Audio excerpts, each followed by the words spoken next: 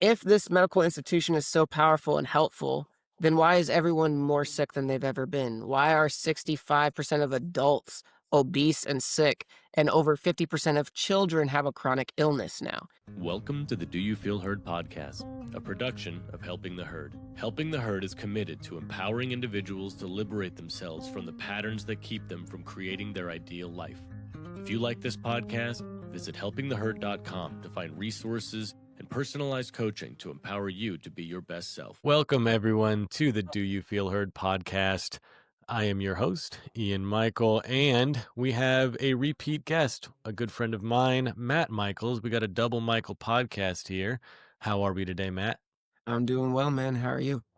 Doing good. It's rainy. It's gloomy. Definitely makes me want to turn on the fireplace and make a bowl of soup and do all the cozy rainy day things, but my day is my schedule is just very full today, so I don't get to do any of that kind of relaxing today. But I am glad to be here with you, glad to be recording this episode, and I'm excited because, as we were talking about before we pressed the record button, I'm starting a new segment of the podcast, and you're kind of going to be the first guest on this new segment. And the segment is the Know Your Neighbor segment. Do you feel heard? Hearing your neighbor, know your neighbor, something along those lines.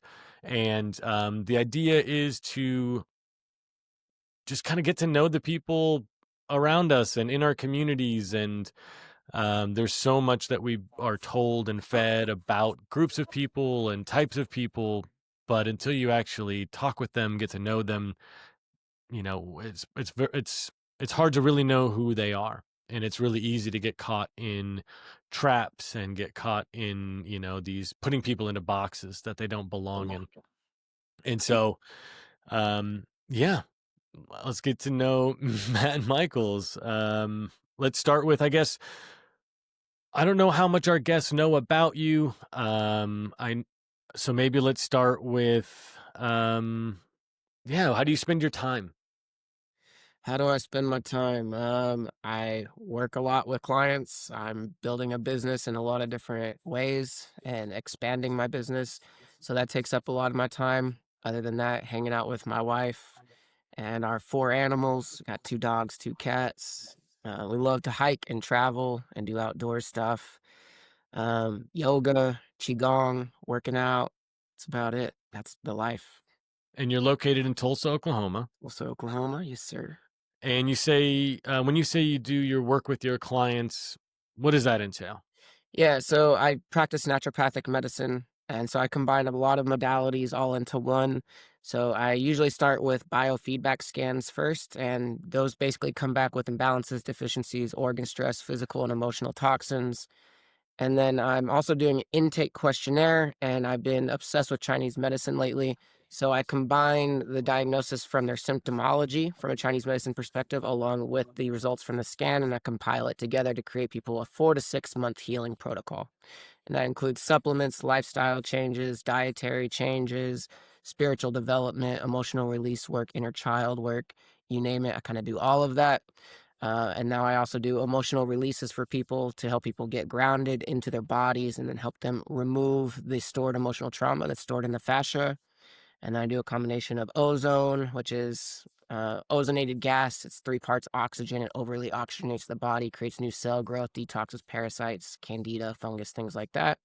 And then I also do Rife treatments, which is energy treatments.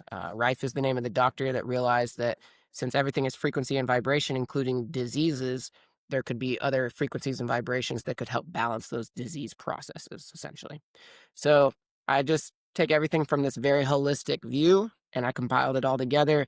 And actually, a lot of my work recently has been the work that you taught me. I work a lot with clients on their communication with their significant others, and that comes up a lot. So I've been able to use a lot of what you taught me in Callan with current clients, and that's been awesome as well. Very good. So you're practicing medicine.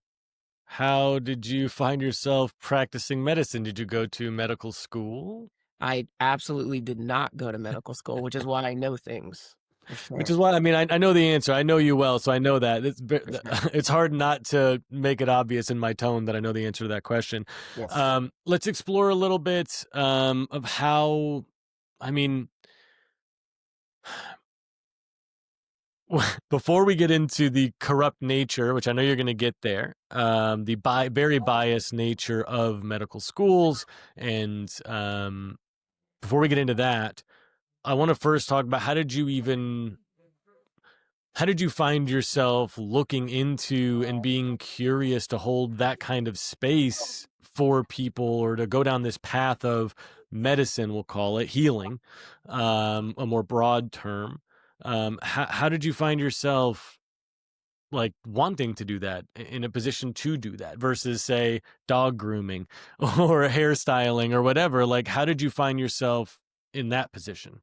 Yeah, totally. So I had health issues since I was a kid, digestion issues, tons of constipation, stomach pain, migraines a lot. So I was kind of a sickly kid.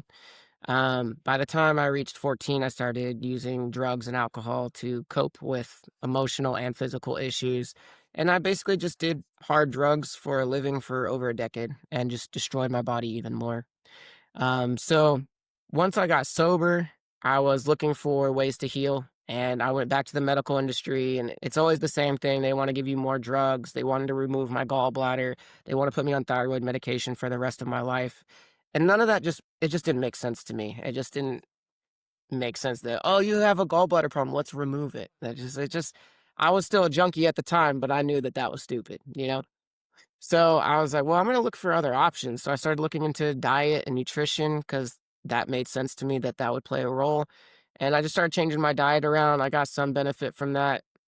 Eventually, I found a naturopathic doctor that literally looked at me, did some muscle testing, told me what my issues were, gave me a ridiculous amount of supplements, and within the first week, all my symptoms were gone, and it blew my fucking mind. Because everyone else is telling me it's a lifelong thing, there's nothing you can do about it, and he showed me that that is not true. So, I felt a lot better, but I didn't know what worked for me yet. I didn't know the diet and the lifestyle aspects, so I kept falling back into illness. I was still dealing with chronic pain often, um, and I just continued to research incessantly. I became obsessed with learning about the human body and how to heal it from all these different perspectives. And I started to experiment on myself. So anything that I read about that could be helpful, I tried it. So I moved into long fasts, fruit fasting, raw veganism. That moved me into I drank my own urine and did urine therapy for a while. Just anything that I read that people got benefits from, I just tried it and I was the guinea pig. And that's really how I got into it. And um, I got so bad I could no longer work. So I took a year off of work, cashed out my stocks, and I lived off of those savings. And I saw naturopaths. I fasted my ass off. I detoxed my body for an entire year. That's all that I focused on was What healing year was myself. that? And it was right before COVID. So I believe I came back here 2018. So 2018, 2019 ish. Okay, keep going. Um, and I got better. And then I started just like telling people what I did and helping people for free. I started making my own herbal supplements, sea moss gel, and I ended up starting to sell those. And this woman had bought some sea moss gel from me. She said it gave her a lot of energy. So she asked to meet up with me and she asked me to come be a coach at her healing facility she was creating in Owasso, Oklahoma. So I said, "Yeah, I'll do that." She recommended that I get a $15,000 scanner, the one that I use today. I was working at AT&T call center, so I did not have money, but I just said, "Screw it," and I quit my job. I took out the loan, I got this device, and I started working at her healing center, building up my business. So really it just came to me, essentially. Sure. But when I was in that process of healing my body, I started journaling on a regular basis that I was going to be a naturopath. That was this thing I was trying to manifest. So when that woman reached out to me, I was like, "Oh shit, this is my opportunity." And even though I had no money, I had no experience, I had no business experience, I had no idea what I'm doing. I still don't, as far as business is concerned. But I just went for it and I took the risk and I got started. And it's just continuously grown from there. And so it's been new people giving me new opportunities. Those go bad, a new one opens up. But it's just been this journey of growth and expansion. Um, and really starting to work with clients is what has taught me so much. Like I learned a lot working for myself, but working with the general public completely changed all of my perspectives and my dogma about healing that I had in the past. And I do something completely different now than I did when I started. And Mhm. I think that's what's important is that we're constantly evolving and learning and growing. I know I've had people say, how can I trust you if you change your mind all the time? I'm like, that's how you know you could trust me. Because when I come to new information that I know is true and doesn't meet my current dogma standards, I will change my mind because it's true. And so I think that there's more trust there when you're willing to change your mind when better information comes in. Yeah, I like that. First, thank you for a very concise answer. Um, I have a lot of questions that I'm going to follow that answer up with. The first one, first of all, before I get to my questions, I just want to say this. Yeah, it's interesting. We have very similar origin stories. So I also found what I would consider this like groundbreaking, earth shattering, like perception shifting thing with communication. Like, oh my God, like this works. I've tried it and I've told some people about it and it's worked for them too. I need to do something with this information. Like to have it and keep it to myself felt wrong. Mm. Like I've got to share this with people. Like this could change people's lives. And I also manifested this career path. I was not by any definition a communication coach when I was telling people, "Hey, I'm a communication coach. It's nice to meet you. This is what I do." But I wanted to do that. That's what I was going to do. It was so clear to me that that was my path that I just started letting people know ahead of time. Hey, this is what I do. I'm. This is when you think of me, think of this because this is what I know and this is what I'm going to do. And then before I knew it, people were like, oh, cool. Well, tell me more about it. And then I would share what I know and change their life. And then they're like, dude, people need to know about you. And like, Mm. it just, it sounds very similar. So, Yep, totally. um, that's cool that, yeah, the origin story is very similar. Okay. First question. I could just hear the skeptics. I can hear them in my ear because I am a skeptic at heart. What I heard you say was that you had gone to doctors, the experts, and people, and I have the quotes up, but that's how the general public views lab coat wearing people is, oh, well, they're the expert. They know better.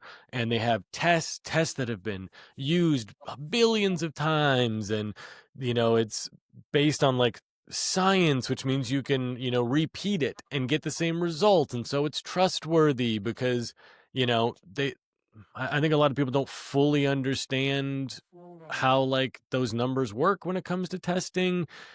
Um, like false positives, false negatives, things along those lines. But the general perception is like, hey, if I want to know what's going on inside of my body, I'm going to go to a doctor. I'm going to go to a hospital where they have tests that I can trust. And you, at the time, a junkie, drug addict, didn't like the answer that the expert with proven trusted tests told you. And so you went to somebody who muscle tested your body Mm. and then said, yeah, that sounds better. And I guess I just want to like flesh that out a little bit. Yeah. Why? I mean, first of all, I'm hearing that like there was a level of like intuition. Your gut was like saying, "Whoa, whoa, whoa! Removing parts of my body feels off. That doesn't sound like it's in alignment with what I want to do. Let me see what else is out there." I think that makes sense, and I think most people can track that gut feeling of like, "I don't know that that's necessary. I want a second opinion here."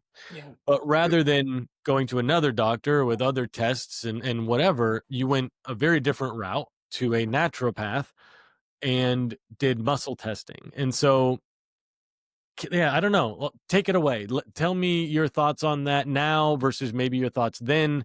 And also, like, I don't know. What do you want people to understand about that experience that you understand about why you made that choice and still align with that path today? Yeah, totally. So, for one, I'll add that I had all those health issues as a kid and went to the doctor all the time and got So the new same health drugs. issues, not new ones. Right, same, same. Okay. Okay. And then when I in my teens, when I really got addicted to opiates, I was having this problem of, I couldn't go to the bathroom when I would, there'd always be all this blood in my stool, it was horrible. And I remember I went to go do it this was when I was, like, 17 or 18 years old. I went to go do some testing, and they did the endoscope and the other one that's through the rectum, and, they came back and they're like, "Oh, everything is normal."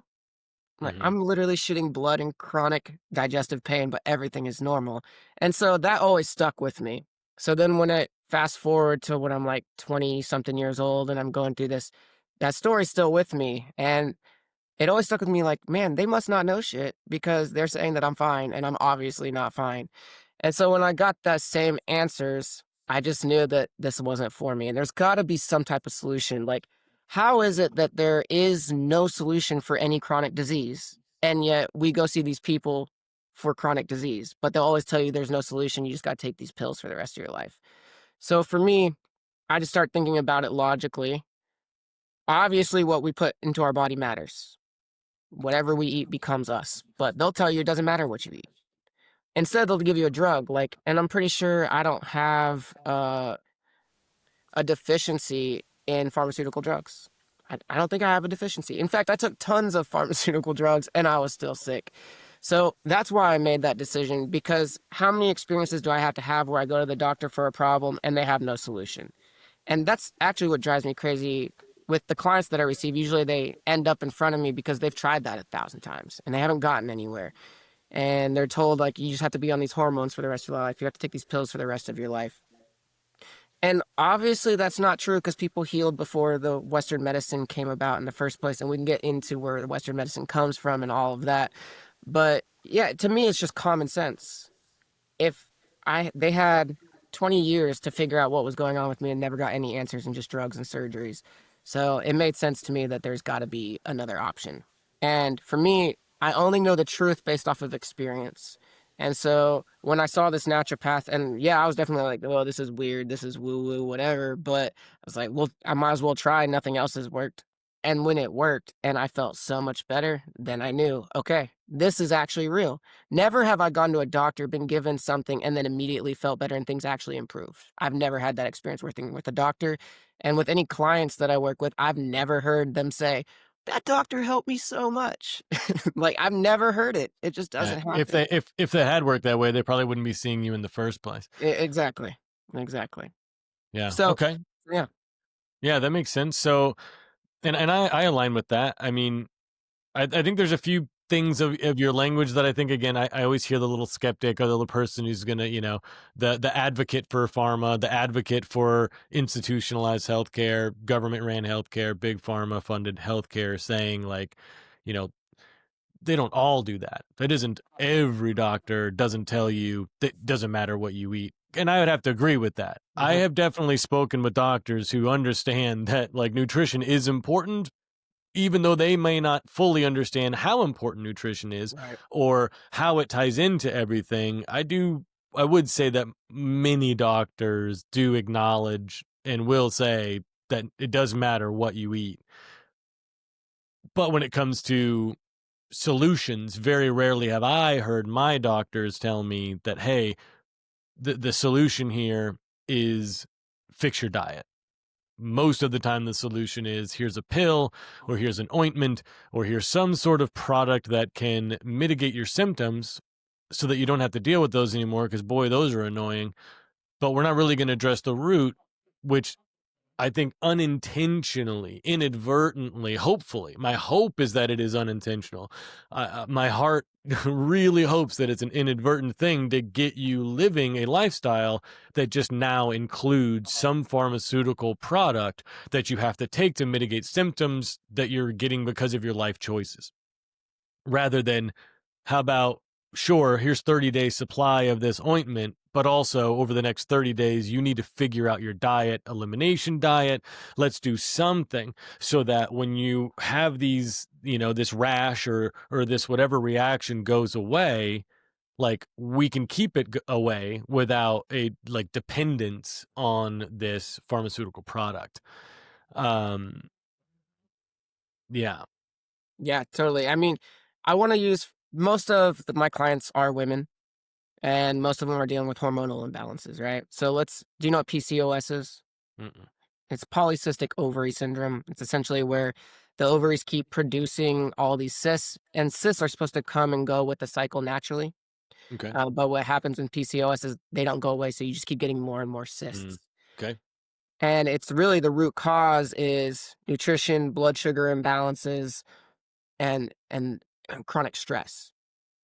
So I have clients, a lot of them who have had PCOS, and they go to the doctor and they get recommended like, oh, you got to take some pill to reduce testosterone because testosterone is always really high, which is what's keeping the body from getting rid of the excess cysts. So they want to take something to reduce testosterone. They want to put you on birth control and they want to put you on metformin. Metformin is for blood sugar regulation, essentially. It's like pre-diabetic or for diabetics.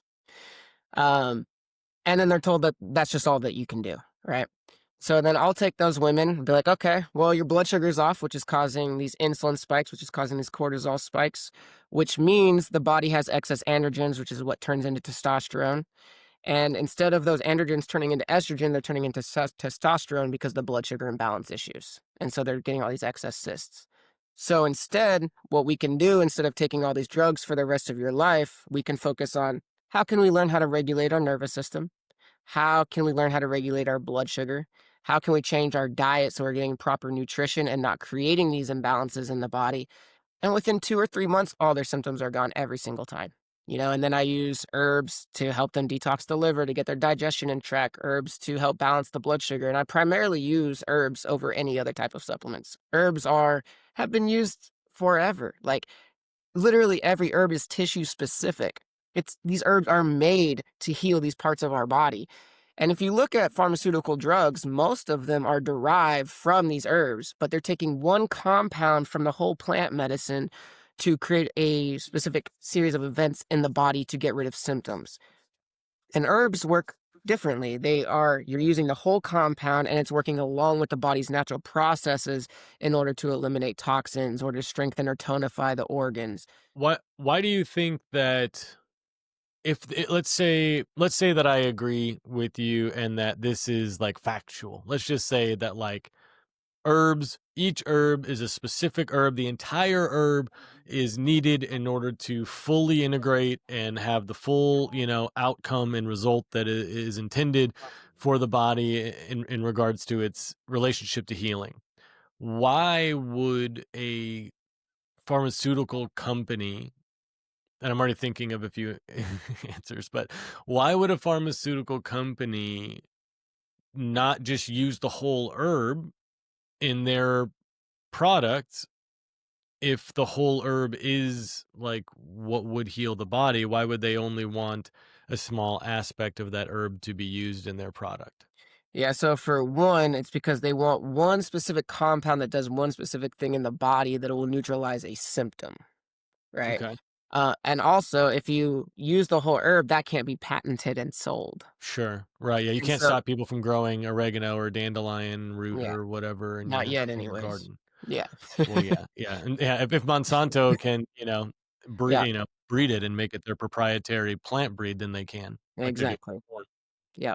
So that's the primary thing. And so herbs work with the body's natural processes in order to detoxify. So that can often create symptoms of elimination.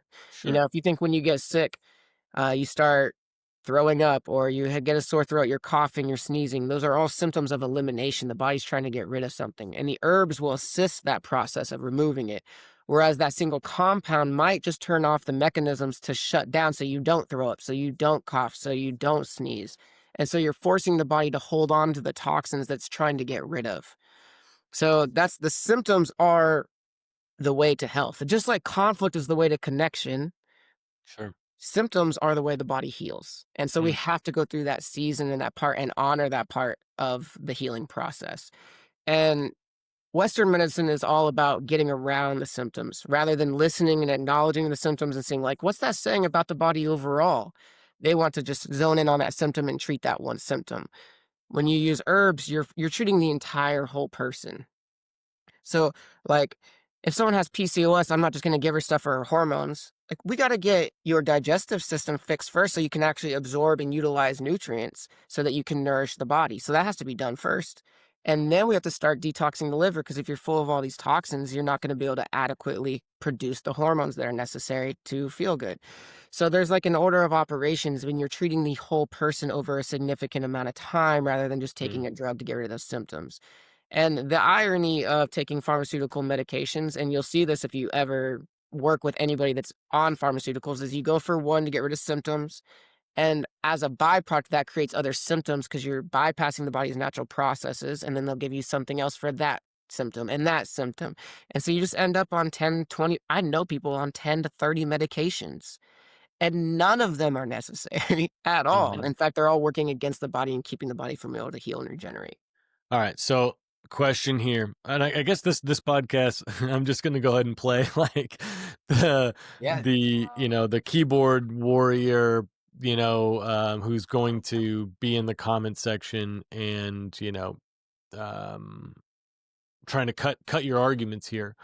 When you say none of the prescription medications are necessary, are you saying that there are no cases whatsoever where human beings would benefit from or need pharmaceutical interventions for anything? The only thing that I would say is okay, Western medicine is amazing for emergencies, for life and death situations. Like, you don't want to come see me if you got a broken arm. I can't do anything for you. So they're amazing for emergency situations. So, say you have a fungal or bacterial infection that's so bad it's going to kill you, then maybe taking some antibiotics to get that taken care of so then we can rebuild the body and really take care of it. Maybe there could be an argument for that. Although, what's going to happen? Should I go on about how antibiotics work so I can bring that point to the Well, table? first silence your phone, and then and then I think let's save that for later. I want to focus on just a s I want the people to hear, I want you to feel heard, and, like, your actual statement. Because what I heard you say is that people are on 30 medications, and they don't need any of them. None of them work, or no one needs to be taking any of them, and I think that that statement could be misconstrued or extrapolated to, "Oh, well, Matt Michaels says that people should never take anything pharmaceutical, that like no medications are good, nothing is, you should never go to a doctor, you should never take any sort of a pill." And I want to make sure that you have the opportunity to clarify your statement as however you want to, as far as what instances, if any, should someone go see a doctor, go get some sort of modern medicinal intervention, and when is it not necessary? Yeah, so if you're dealing with any type of chronic lifestyle diseases, which almost all diseases are lifestyle diseases, there's no need for any of those medications and they're never going to be helpful. They're only going to make things worse in the long run. So the only time I would ever take a pharmaceutical drug is if there was an extreme emergency where it's life or death situation and it's going to save my life temporarily, but then the work needs to be done. Other than that, no, like, if we're talking blood pressure medication, which again, I can go down the rabbit holes with any of these types of medications, but they work against the body's natural processes. They're causing more harm than good. And so there's absolutely no reason to take any of these drugs. I would not take a single drug ever. And I don't recommend my clients do either. Hmm. Okay. Trying to think of any examples where I've taken drugs, um, and like that I would advocate or challenge you on this.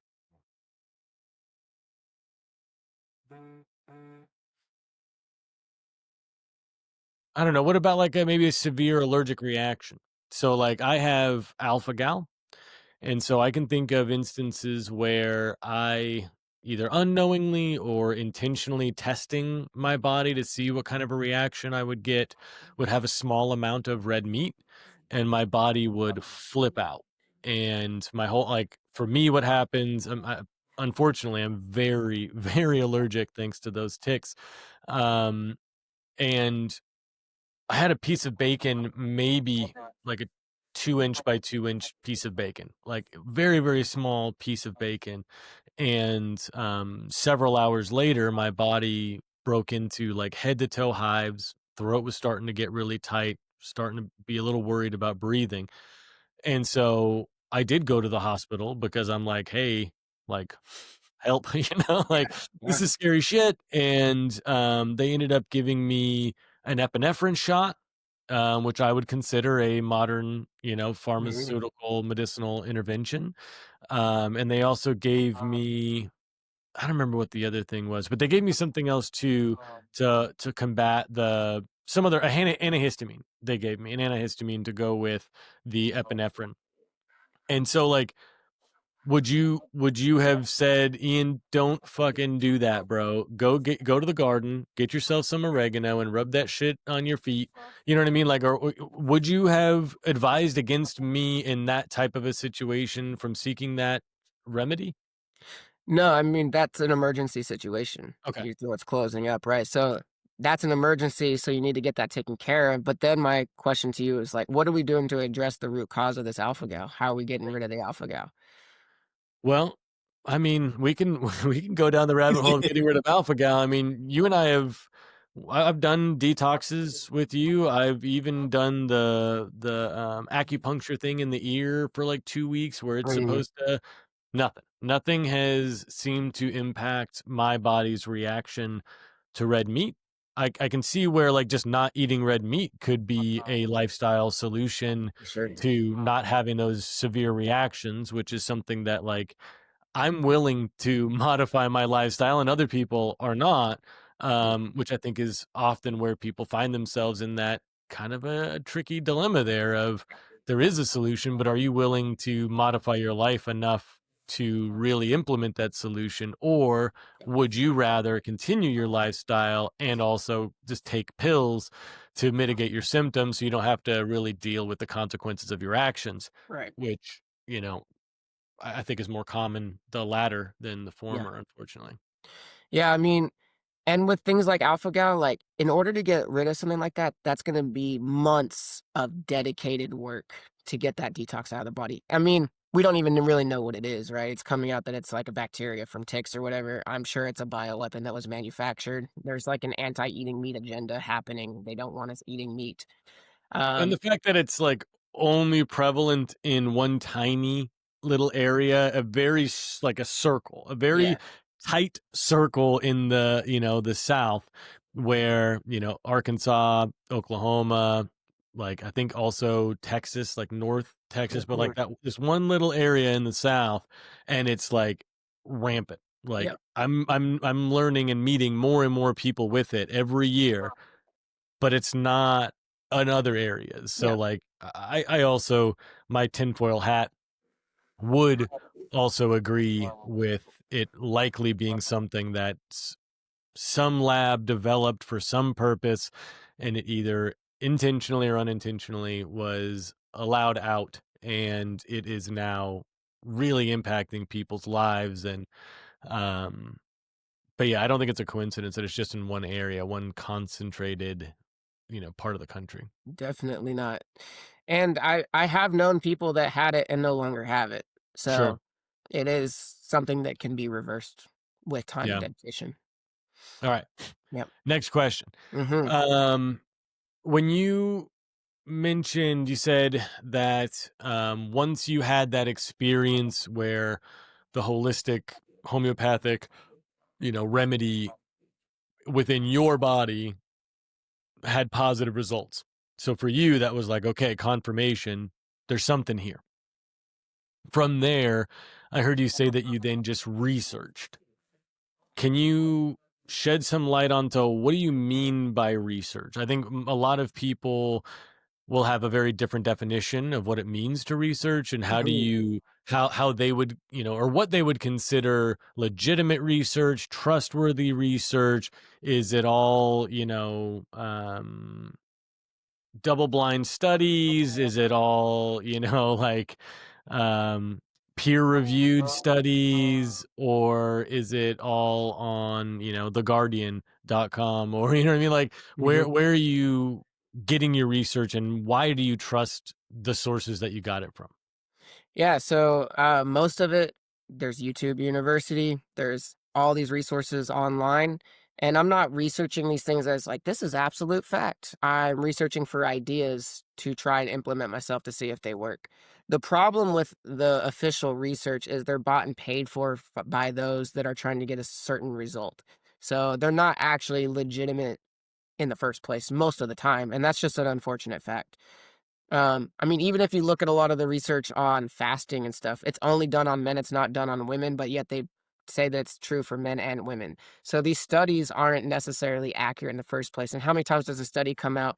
Let's just talk about like in the 90s, there was this whole like anti fat movement, like fat is bad. So we need to do all seed oils instead, right? And that's what the science said. And it was official. This is the science. Fat is what causes heart disease. Well, now, 20 years later, it's like fat is how you heal heart disease. You know what I mean? But that's not what the peer-reviewed study said, that we're saying that you need seed oils in your life instead of animal fat. Hmm. And so you can't trust any of these studies that are bought and paid for by the industries that are trying to sell you a perspective or some type of pill. And How do so you combat that when most like so first I agree with the issue around studies, and that comes from the University of Arkansas's undergraduate degree program where they specifically had, you know, taught me a class that included how these studies work and mm, how, false positives, false negatives, when they say something is a certain percent accurate, like that's very misleading language, and how, like, there are countless, and I mean, you'll never know how many times this has happened, but a company, a good example would be, let's say, like Pepsi. Okay. Pepsi may want a study about the effects of drinking Pepsi on people. They can do 10,000 studies. If one of them shows that there's positive results from that one group of 8 people, then they don't publish the 999 other studies. You'll never hear of them because they own the rights to the study because they paid for the study. right, And so there's no, like, moral obligation or law or anything in our society that says, whoa, whoa, whoa, if you do a study, you've got to release that study. That doesn't exist. And so they could bury all 999, release the one that's positive, put a person in a lab coat up on TV reading the thing in a lobby, to some legislator saying, "Hey, Pepsi needs to be involved in kids' lunches. Look, it helps with their bones. Look, 8 people in this one study had better bones. yep, Pepsi needs to be part of the food pyramid, damn it." And, like, that's a sad truth. And the same thing is true, if not far more prevalent, when it comes to pharmaceutical drugs. But they have the money. That's the right, other thing too. If I wanted to do a study, that's not going to be an easy thing. I personally, as just a regular citizen, don't have access to the resources necessary. The people that do are giant corporations and colleges, all of which have very deep monetary ties to the establishment yep, and to shareholders and to the idea of making money and making profit. And unfortunately, those motivations can sometimes conflict with, humanity and what's in the best interests, and what's good for humankind. Sometimes those things can conflict, and yeah, transparency would be wonderful, but we don't have it now. And so I don't know. I hope that our listeners here recognize that I'm pretty pragmatic and even keeled. And so, like, this is real information. Please do some research. If you don't know that this is true, please do some research, because this is very much a real thing when it comes to studies. When it comes to peer reviewed, like, the peers are all kind of in a certain subgroup. Like this, yeah. There's so many instances where the out group gets silenced by the majority group, and it isn't, unfortunately, until a decade or two later where the truth comes out and how many people are harmed, how much damage is done by the time that happens. Untold amounts. But yeah, I wanted to jump in on that. So anyway, keep going. yeah, no, no, totally. And like on the same thing, when if we're talking about food, all the studies done on food, they want to tell you that all these ingredients are safe, but yet the rest of the world has banned them. Right. Did they not read the studies? Like, Right, right. it's just nonsensical. Um, and one thing that I wanna hit on too, that it's always like people will think that Western allopathic medicine is like the game-changing solution that has been we're so blessed to have it. And yet, we can literally look at the rise of chronic illness along with the rise of pharmaceutical drugs and Western allopathic medicine. They go hand in hand. So again, it's just like using logical reasoning. If this medical institution is so powerful and helpful, then why is everyone more sick than they've ever been? Why are 65% of adults obese and sick, and over 50% of children have a chronic illness now? That children have never been sick before. Children have never been fat before. And Mm. now we very fat children, very sick children, you know? And so obviously what we're doing is not working. We want to talk about, well, I don't know if you want to get into vaccines and all that, but Probably just not. I think we're gonna be shadow banned enough for this episode that we don't need to also bring in that topic into it. shouldn't have said it out loud. Yeah, it's okay. I'm not gonna bleep it. We'll just get throttled. So, but yeah, I mean, I think yeah, the research piece is important, and just the idea of what like trustworthy sources like at this moment in time, I feel like there has never been less trust in all of the time of humanity True.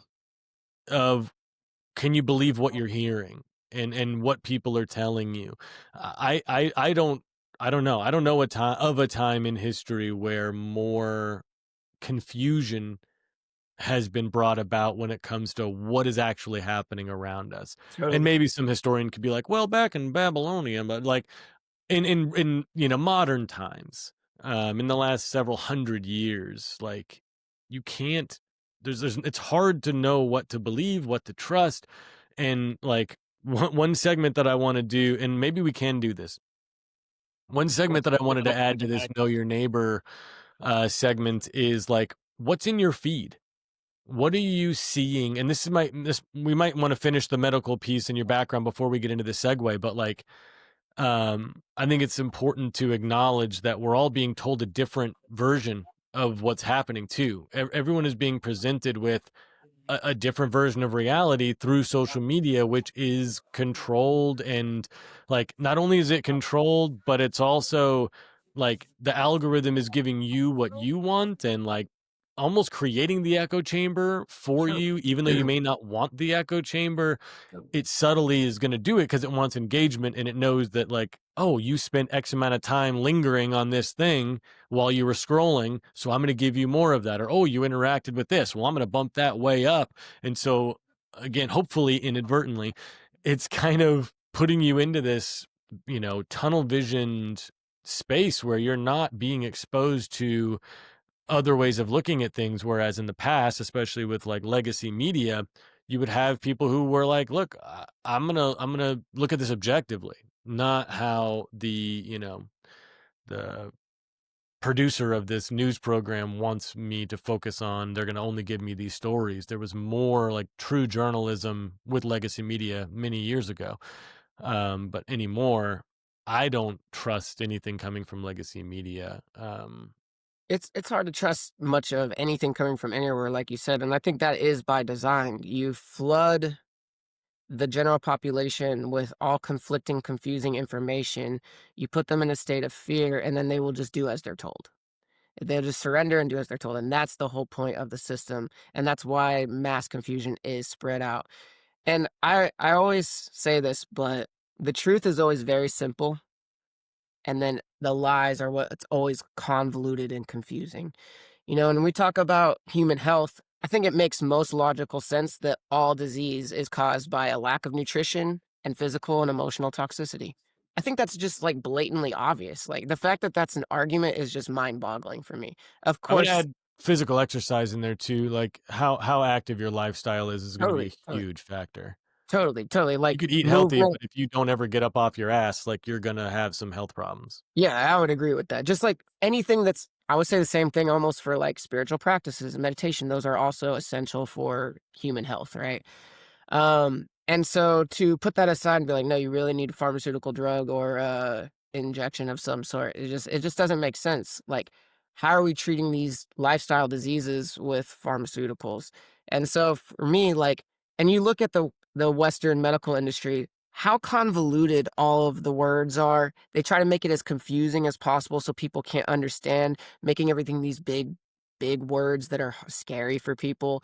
And that's all done by design so people don't think that they can actually learn that information. But it's all nonsense, and it's all they consolidate everything into these little boxes. You got the stomach doctor, you got the liver doctor, you got it's one unit. It works Yeah. together. So the body needs to be addressed holistically and address the entire body, not just part of it. And so again, my point in that though is that if you look at the key to human health is toxicity, nutrition, movement, and spiritual improvement on yourself. That's simple. That makes sense. Very simple. To say, like, oh, well, you need this pill for the liver and this pill for the stomach, and you need to go see a different doctor all the time, and they're going to tell you that you have all these different itises. You know what I mean? It just doesn't make sense. It's not logical. It's not rational. It's not simple. And so, like, just to come back to the original question about the research, that's why when I say research, I mean practicing on myself.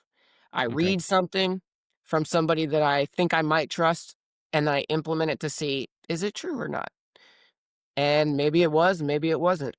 And so that's how I research is by literally doing it and then having my own experience.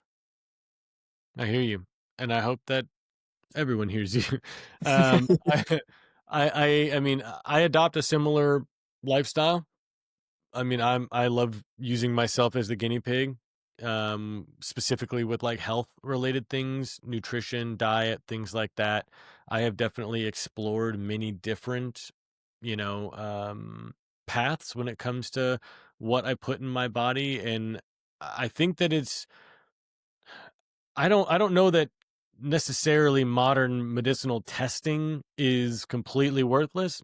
I don't know to what level the efficacy is and how accurate they actually are, but for me, what feels most in alignment is listening to my body. And because that's I mean, I don't really care what a test says if my body says something different. Like if if a test says, "Yeah, you should be able to eat dairy all day long," and then I eat dairy and I have extreme distress, like, I don't really care what your test says, my body is saying something other than what Yep, your test is saying. It's contradicting it, and, like, this I have to live in this thing. Like, I gotta carry this thing around. It's going to take me from A to B, take my awareness everywhere I'm going. I've gotta operate this meat suit, and so, like, I think it is important to listen to the body, and that's what is most concerning for me with modern medicine is most of the solutions are silencing the body's way of communicating with you. exactly. Exactly. And like I just don't think that that's a path that's going to serve you in the long run. Yep. I mean, if you've got a busy couple of days at work and you've got a really bad headache, and you just need to take that Motrin so that you can get through and, I mean, I support you doing what you need to do because you do still have a life to live and you've got to be able to function in order to, jump through the hoops that are required of you to live in this world. You do have to earn a living. The right to live must be earned. Um, Words are fun. And so, like, I get it. No shame in any of it. But also, I encourage anyone who is experiencing something undesirable when it comes to their health to listen to their body in a way that I don't know, maybe they haven't before. Really check with it. Really, really pay attention to, oh, I ate this. What happened later? Or I haven't been eating this certain thing. Maybe I should try it. Let me introduce it and see if there's any benefit to it. And it is helpful to have some sort of guidance from someone, whether it's YouTube, whether it's Matt Michaels, whether it's a book, an article, whatever. Try stuff and then Yep. listen to your body because I think your body does know better than anyone or anything what's 100%. what's best for you. Yeah, the body has its own innate intelligence. It pumps the blood, it digests the food, it heals itself, and yet we act like it's not innately intelligent. Yeah, we're all X-Men. That's still the thing when no one talks about. We are all literally Wolverine. Like Mhm. you get a giant cut on your arm and it will just heal itself. And Yep. we focus that like only on our yeah, I get a cut, sure, but like I have an issue with my, my liver, and it's like the skin is an organ as much as the liver is an organ, as much as the heart is an organ. Like Made of the same they stuff. can heal it, your body can heal itself like end of like period. Like that's the end of the thing. There's no except for like the body can heal itself if given the, the right circumstances and the Yeah, right direct environment environment. to do so. Yep. And yet we've all been bought this, since before I was born, people had been buying this story that you have to go to the doctor. Not saying don't go to doctors, but the story is that you have to go to the doctor. The doctor Yep. knows what to do, and they have the medicine, and they are the gatekeepers of health and wellness. And I was born into that world, into that dynamic where people believed that. I'm not saying it is or isn't true. I know that I trust my body. I still see doctors. Like, I still go to a doctor and I get their opinion on things. I get their perspective. "Hey, what do you think?" But there's been plenty of instances in my life where I've gone to a doctor and they're like, "I don't know. I don't know what's going on. Like, maybe it's in your head." And I'm like, "Bro, it's definitely not in my head. I'm telling you there's a thing I'm experiencing." And they're like, "Well, we've exhausted all of our tests and we can't tell you anything definitive." And so the more of those experiences I have, the less faith I have that they have all of the answers. They certainly will have some answers, but I don't believe they have them all. I think your body has most of the It answers. has. The body has all the answers for sure. And I do wanna touch on testing that you brought up, because all testing is a snapshot of what the body is doing right there in that very moment. And what people don't understand is the body's always seeking homeostasis and changing. So you can go in and get a test for your thyroid and it comes back underactive, but you can walk out and you're hyperactive. So to be put on a medication for an underactive thyroid for the rest of your life when it's not underactive always, it's underactive in that moment. So there's a thyroid imbalance and we need to address the thyroid imbalance. Not to mention, if you look at what the testing standards were for all these different conditions or organ systems, they constantly change as people get more and more sick. Blood pressure, it used to be normal for an older person to have 140, 150 over 70. That was very normal. But When was now we're that told, normal? like back in the 50s, things like that, it was normal for you naturally get higher blood pressure. So it's not even dangerous. Does that mean What is kids have lower blood pressure? it's just because they're getting it's the strain on the kidneys. So your blood pressure is based off of the health of your adrenals and kidneys. Okay. So, like in Chinese medicine, the kidneys and adrenals are the battery of the body. So as those become depleted with age and with lifestyle, then it's not as strong, so you have a higher blood pressure. But it's not even something that needs to be medicated. However, you start addressing the kidneys and the adrenals, the blood pressure does come down. Hmm. If you change the diet, it does come down, but it isn't necessarily a bad thing for a 60-year-old man to have 140 over 70 blood pressure and to be put on medication for the rest of your life that actually negatively impacts the kidneys even more, because that's how it works. It shuts down the kidneys essentially. So again, the blood pressure is up for a reason. The body's trying to accomplish something specific. So to take something to stop that process is just making things worse ultimately. And what I have learned, even like I use this scanner, but what I've learned the most powerful way to diagnose somebody is based off their symptomology. And Chinese medicine is one of the oldest known ways of healing that has ever existed. And they don't do any testing. They ask about all the symptoms. They look at your tongue, they look at your eyes, they look at your face, and that tells you everything you need to know about what's going on inside the body. The eyes are a map of the body, the tongue is a map of the body, the face is a map of the body. Each part of the face, tongue, and eyes represent a specific part of the body. So you can see what's actually going on, the level of congestion or weakness in those organs. So to me, even their symptomology is more impactful for getting information about what's going on with them than a scan or any testing. Hmm. Symptoms don't lie, as you stated. They're telling you the truth about what's going on.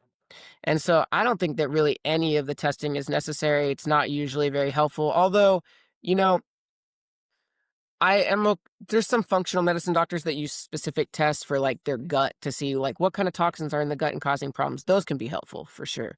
But your typical labs that you get from a doctor are not helpful. I can't tell you how many times I've had someone come in here, they're telling me their symptomology. I'm like, "Oh, you got a thyroid issue." On the scanner comes up thyroid.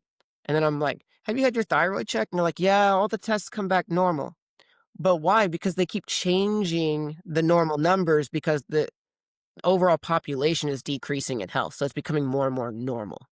So I don't care what the test says about your thyroid. What are your symptoms saying? Because if you're cold all the time, you're getting headaches in the morning, you can't lose weight, you're not sleeping very well, you're cold all the time, you got a thyroid issue. I don't care what your testing says. It's obvious you got a thyroid issue. So, and I hear you. Um, and I first want to affirm like the idea that like taking some sort of a medical, like a pill, like a medical intervention, some sort of pharmaceutical drug, if it's going to force your body to produce a certain thing and you take that pill over a long period of time, your body is going to no longer feel the need to on its own produce that thing because you're taking that pill, which is going to force it.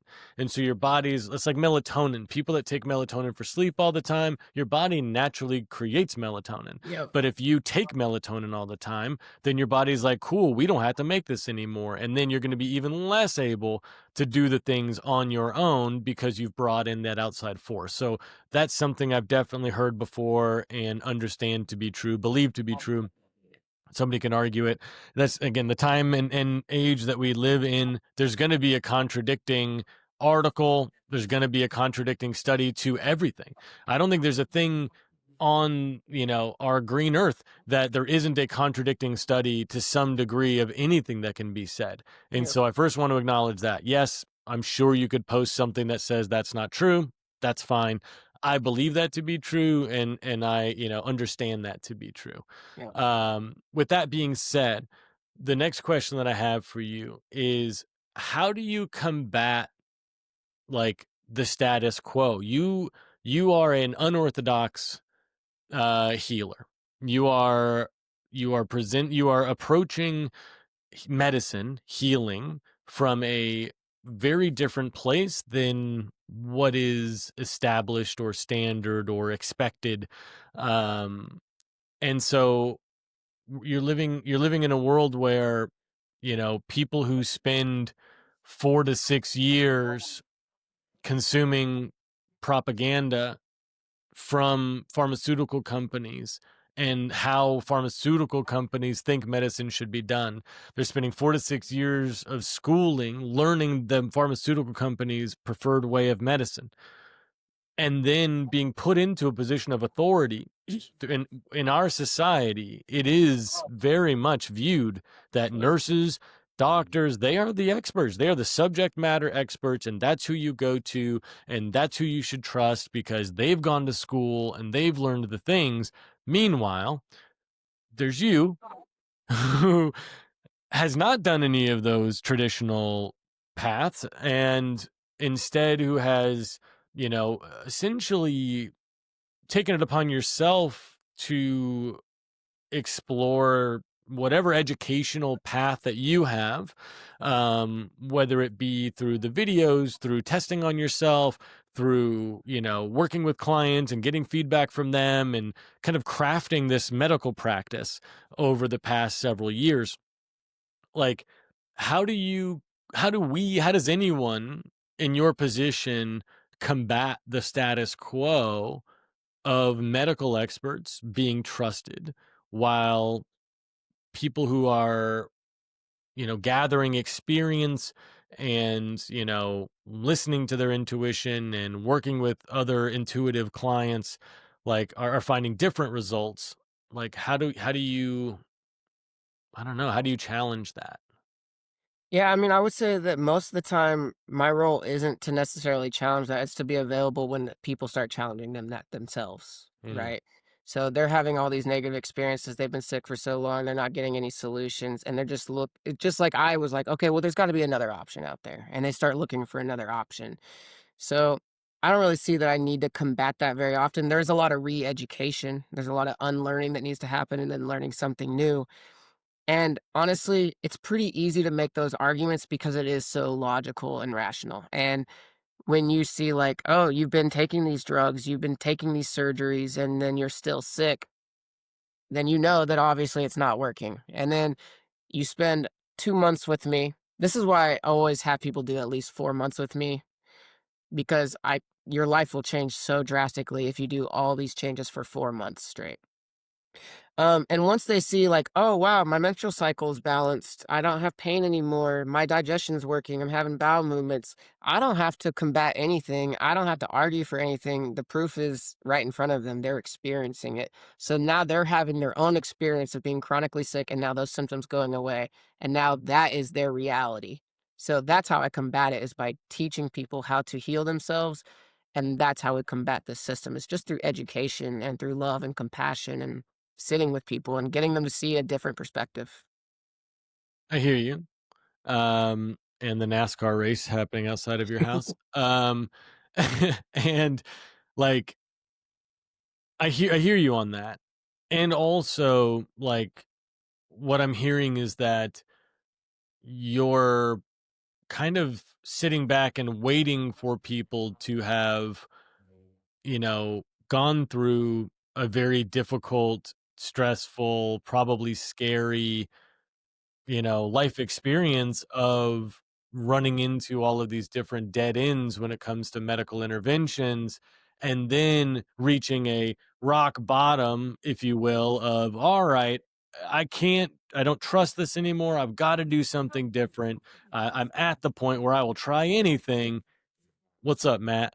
Like that's your approach, and what I'm my concern with that is like, wouldn't wouldn't it be more ideal, using my language here, wouldn't it be more ideal to help people find these things before they spend years suffering and dumping money and probably creating some really lasting damage to their biological structure by continuing their lifestyle as long as they do, while also consuming things that aren't actually helping them, resolve whatever is out of balance within themselves.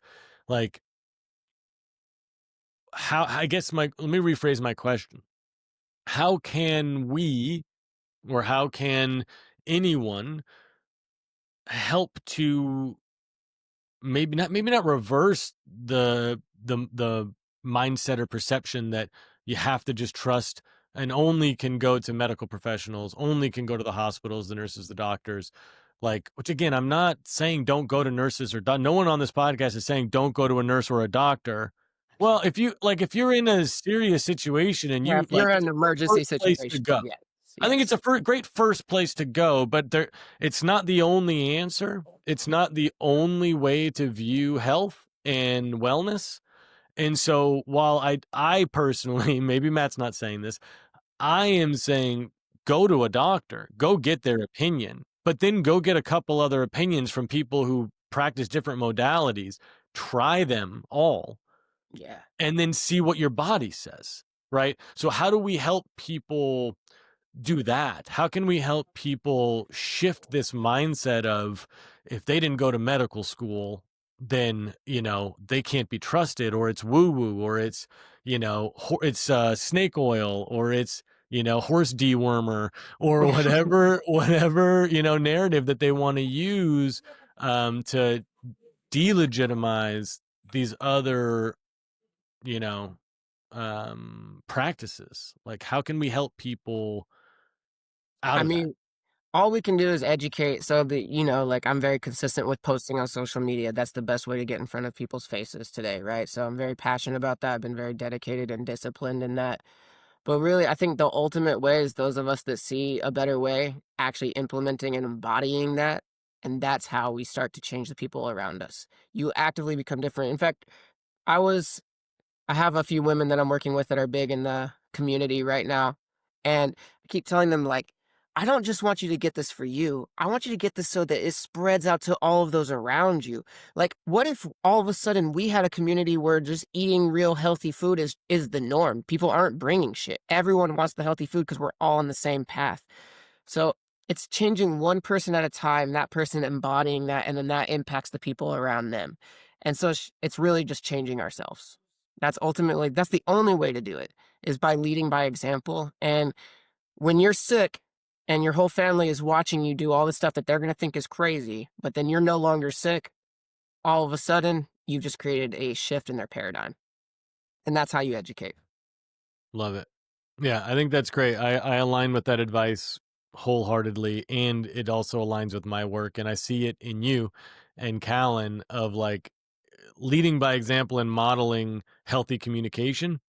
And lo and behold, you have a men's group, and the people in the men's group hear, they see and witness you modeling your communication. You're in the community and you're going to social events, and you and Callan are kind of demonstrating what it looks like to just communicate in healthy ways and showing that it can be done that way. And, like I think it's a great answer. Um, yeah, I mean, be the example, set the Yep, tone, show people that it's possible to do something differently than what's been presented or what everyone else is doing. absolutely. How do you change the world? You change yourself. Yeah. And man, it's really, I have this like, I don't know if it'll ever get to this point, but if we could change so many people's lives that they're not going to go eat fast food, they're not going to go eat these seed oils at these shitty restaurants that Cisco delivers to. If enough people say no and stop participating, the system will have to change. They will give you what you want. And right now, the people want the shit. They want the poison, so they get the Hmm. poison. Hmm. So, like, really, It is we will, shifting though. It is shifting though. it is shifting. The Absolutely. amount of like minimal ingredient foods in stores now compared Yep. to when I 10 years ago, 15, 20 years ago, like when I was a child even, like it's insane. So it is shifting. With a lot of Totally. resistance. There's a lot Totally. of resistance from the machine, but it is shifting. And so I think, I mean, you got to be optimistic, especially in our lines of work. We have to believe that the shift is happening, and it not only is it possible, but it's happening. Um, and I can see it. I can see it shifting. In the health regard and what people are consuming, not wanting packaged foods that are shelf stable for 50 years, recognizing that that kind of food is not ideal for the human body. And more people are homeschooling because they recognize the school Totally. system is screwed up. And like, yeah, I think I can see it. I can see the shifts. And so it is happening. Yeah, I agree with that. The louder it gets, the more people wake up. Um, the reason I worded it the way that I did is more of I don't know how much longer this construct is going to be what it is in general, right? So I feel like those of us that have already started this work, we're here to create the new path forward as other people enter this technological dictatorship that's being Hmm. created around us. So that's what I mean. Like, probably a lot of that is going to continue, but we are the new way forward. Hmm. Well, I think that's a great segue. Let's talk about your feed. Let's talk about your social media feed. Like I was having a conversation with somebody recently about like I had seen a similar iteration of the same story, three, four, five different ways of presenting this story from different channels on my feed, and I brought that story to a friend of mine, and I was like, hey, like it's crazy, like this used to happen, and now there's this new study that came out, and they're showing this, and they're just like, what do you mean, what study? I haven't heard anything about this.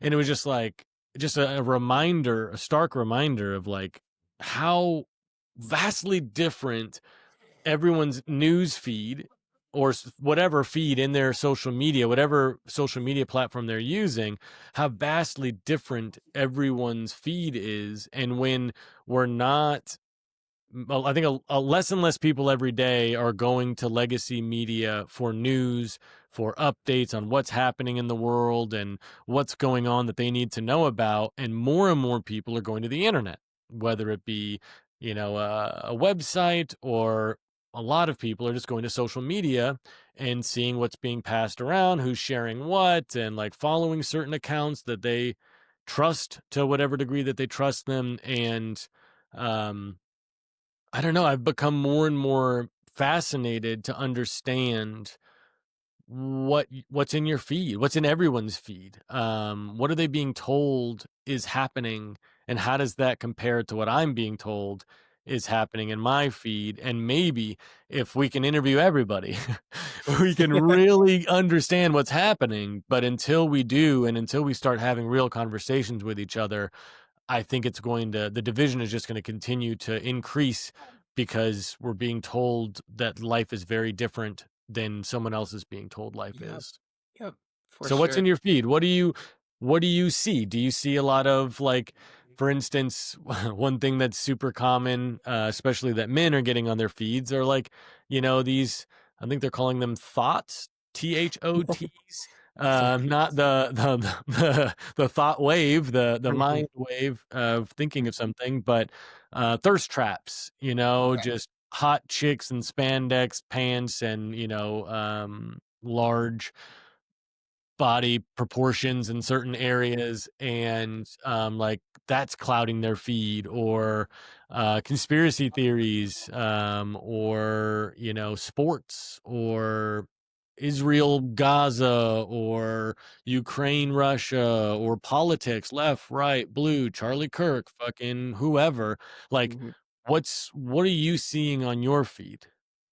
Yeah, well, first I want to talk about like what you had mentioned, how it's crazy how they've basically created it so we all have our own individualized propaganda machine for us. Hmm. Like, how impactful is that for the system that they can customize propaganda for each and every individual? It's It's just genius. it's a wild time to be First of all, alive. it's genius, and it doesn't take a whip or handcuffs or anything. People are choosing to go into their own mind prison, like Right. voluntarily, because the dopamine receptors are saying, "Ooh, this is fun." And so people are choosing to go into it, which is just brilliant, brilliant. I mean, truly, like, It give is. credit where it's due.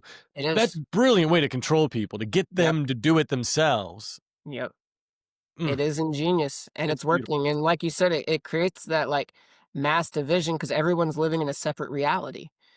And it's so crazy. I was thinking about this all the time. Like, how much of our life that we think is reality is just from these screens? Because, like, none of that exists in my actual life Right, at all, right. And so it's like, so before I get into what's in my feed, it's the general conclusion that I've drawn is that none of it's fucking real. I don't believe any of it. I don't think any of it is real. If it's not right in front of me and I'm not experiencing it, I just assume it's not real. And I think that that's healthy, to be honest. I think that that's in our culture, in our society, and the way that things are, you don't know. Like you said, how many people are reading about the same topic from a completely different angle? And then who's to say the topic is even real? Like Charlie Kirk, he was killed by Israel. He was killed by some random kid. He was like, or was he even killed? Or is it just a big propaganda machine to move us deeper into the far right extremism to be like Nazi Germany, but on crack? It's like, it's just not real. It's all just propaganda, is the way that I see it. As for what's on my feed, I heard someone say once that the algorithm or your feed is just a reflection of you. So it's just representing who you are. So my feed is a lot of stuff on healing the musculoskeletal system because I pay attention to a lot of that stuff. It's a lot of spiritual development, woo woo hippie shit. It's a lot of communication stuff. It's a lot of holistic practitioners. And then it's a shit fucking ton of ads that are in alignment with those things trying to sell me. Hmm. I don't really see anything about anything else on Instagram or TikTok because I don't really like do that much. On Facebook is the only place that I see the political stuff and I see the full spectrum. I see the left, I see the right, and what I've realized recently is like I've been into conspiracy theories since I was a teenager. It's just like, oh, something finally makes sense about the world we live in. That makes sense. But what I'm realizing now, or what I've realized, is that even they made the category for the left, they made the category for the right, and the conspiracy is just the category meant for people like me. Mm. And so it's just more propaganda. I think all these huge accounts that really pushed the, conspiracy stuff, I think a lot of them are CIA operatives as well, pushing out this information because they don't care where you're getting the information as long as ultimately you feel fear and dread or anxiety about the world that we're living in. That's the point. So And they don't division. care what. Yeah, And and division division. from the other. Yeah, Absolutely. whatever that So, other is. as long as I hate the liberals for wearing masks and I hate the right wings for worshiping Trump, they don't care as long as I'm hating somebody and I'm thinking that I'm better than them because my perspective. Mhm. So I've really put a lot of effort into even minimizing how much I see the conspiracy content. There's some people that I like to follow for I like to look at the psychological operation of things. It's just super fascinating to me. Like we're talking about social media. I do like to dig into that stuff, but I just assume that nothing happening on the world stage is real. Um, So, now, yeah, go ahead. how do you balance that? So, because I lean in that direction. I lean in the direction of like, I can't know if what I'm seeing on this magic little box in my hand is really anything real. In my opinion, the footage from the Charlie Kirk thing looked fake. It didn't look Yeah, real at all yeah. to me based on my experience with death and what it looks like when people actually die. Didn't look real to me. Not saying it wasn't, but it didn't look real. And so, like, how do you balance this mindset of like, okay, I'm not gonna buy into anything outside of my immediate environment and like international politics. Like there are like implications and consequences of things on, outside of your immediate environment that can impact your immediate environment. Mhm. And so, like, how do you balance that? Like, how do you do like, I don't know how you do both. Yeah, I'm not sure if it's really a balance. It's just like my perspective is that everything on the world stage, even the individual countries, all these countries, the leadership of all these countries are working together to manipulate the general public. So everything on the world stage is fake in that sense. Does Mhm. that mean we're not really at war and people aren't really dying? No, it doesn't mean that, but it's not for why you think it is, right? Mm. So these things are happening, but it's never for the reason that you think it is. It's it's never the story that you're being told. And so that's what I mean by it's all fake. It doesn't mean that things aren't happening, but the story behind what's happening is fake. Does that make sense? Yeah. And so, what do you like? For instance, like when there are, I don't know, things that bump up against your morality, your values, and those things are allegedly happening in the world according to the Google machine. Like, what do you just, I mean, you accept it as it is and allow it to be, and not make efforts to shift or combat that? Or like, where's the line between like, and this is something I struggle with, and maybe this is something that other people like, this can be helpful for someone, but like, I definitely lean very Buddhist. I lean very like, I accept things as they are. I accept that, I recognize that non-acceptance is pretty much the root of suffering. And it's where suffering comes from, is not accepting things as they are. And also, there are things that I have a hard time accepting as they are, because I don't align with them. And Ram Dass talks about, y- loving every aspect of life as it is, even the really dark and the sad things, and also accepting that your human nature might convict you to do something about that, to go and help a certain area or a village, or do something to try to not, I don't advocate for protesting necessarily, not in the way that everybody's protesting, because I don't think that's accomplishing anything, but protesting in the way of like, I'm going to put positive energy into this thing that I think is going to positively impact an area of society, rather than saying, I hate this negative thing that's happening and I don't like that the negative thing is happening. That's what I mean by not protesting versus how I think you could protest. But like, how do you navigate that balance of accepting life as it is and focusing on your individual environment, and also there probably are things that you want to impact that you think are wrong, or that you think should change or would be better if they changed. Like, so where do you draw that line, and how do you navigate that? Yeah, so I feel like the only thing that I can actually have impact on is what is in front of me, what's in my real life. So, yeah, I can see all these things I don't like about the world, and so I want to make my world the opposite of that as much as I possibly can. Like, and that's it. Like, so I think it's important to have the awareness of the way things are, but then how much of that actually exists if you put away the devices? All of a sudden, none of that stuff exists in my life. And how do I fight the system is kind of the question that I hear is through non-compliance. It's just through non-compliance. It's just not standing for it. It's not getting caught up in the right or the left or even the conspiracy stuff. That I'm still working on the conspiracy stuff for myself, like pulling out of that like niche. You know what I mean? Like, yeah, I'm aware that it's there and I'm aware that it's impacting the world, but it's not helping me create what I want in my life. And we're just regurgitating whatever we consume. Mm, So the balance is to have the awareness, but then hyperfixate on creating the life that you want that's right in front of you. And so like I think about like COVID, just automatically knew it wasn't real. I didn't have to look at anything. I already know what's happening. Like obviously this is a control mechanism.